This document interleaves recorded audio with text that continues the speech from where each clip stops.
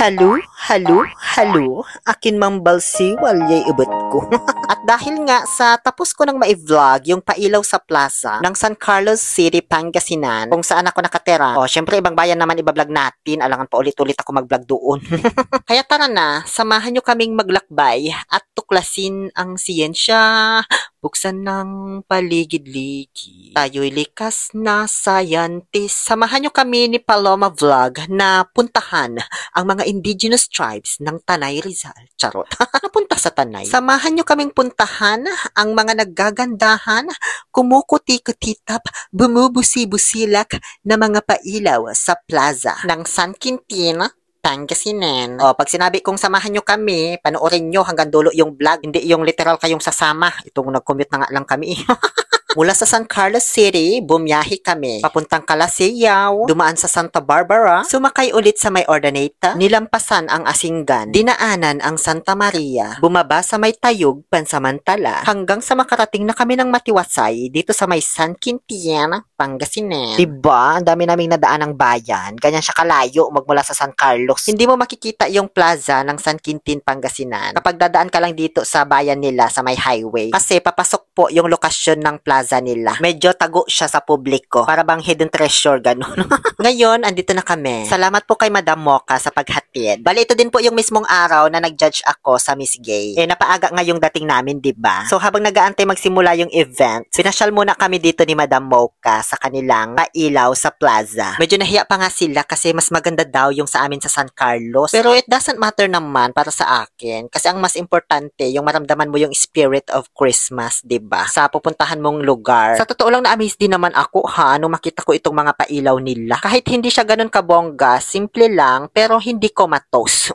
Isa sa mga umagaw ng attention ko ay itong mga Christmas tree nila na ang dami talaga. Napatanong nga ako agad dyan kung anong gagawin dito sa mga napakaraming Christmas tree. Tara, pasukin natin at nang makita natin ng malupit doon, malapitan.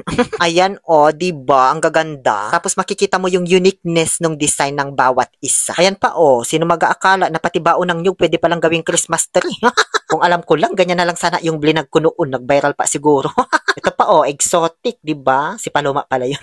Bali, isa pala itong competition ng 21 barangays dito sa San Quintin. So, ibig sabihin, 21 din po yung mga Christmas tree na itinayo dito. At hindi lang ito basta-basta Christmas tree na may design na binili sa mga mall. Mga improvised po ito. Tama ba yung word ko, improvise?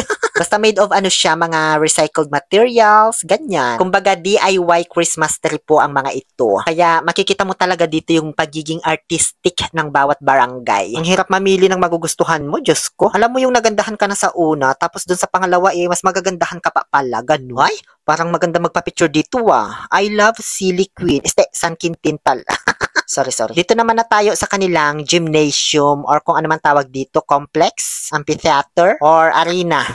Bawat poste niyan, may mga nakasabit naman na naggagandahan ding mga parol. Bale, competition naman yan ng mga school dito sa San Quintin. Pagandahan ng parol. Dito naman sa may bantang gitna, makikita mo yung Wall Maria. Tapos yung pinakamalaki na nilang Christmas tree na parang made of a ribbon. Ribbon-inspired yung design. Alam nyo, maganda rin mag-picture dyan. Madaling kuhanin ng buo yung Christmas tree sa camera. Hindi mo na kailangang lumayo para mag-adjust. Hindi ba, Madam Mocha? Ito naman, di ko alam kung anong tawag. So, mag-background music na lang muna tayo, para sa mga view. Para mahimasmasan naman kayo. Hindi yung puro boses ko naririnig nyo.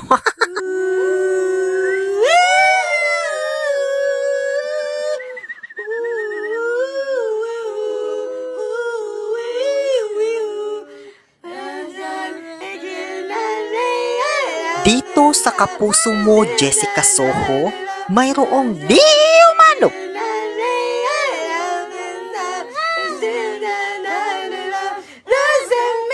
So, yun na po ang mga pwedeng makita dito sa pailaw sa plaza ng San Quintin, Pangasinan. Di ko alam kung mayroon pa akong mga hindi na videohan. Send nyo na lang sa messenger ko kung mayroon akong hindi pa nakuhanan.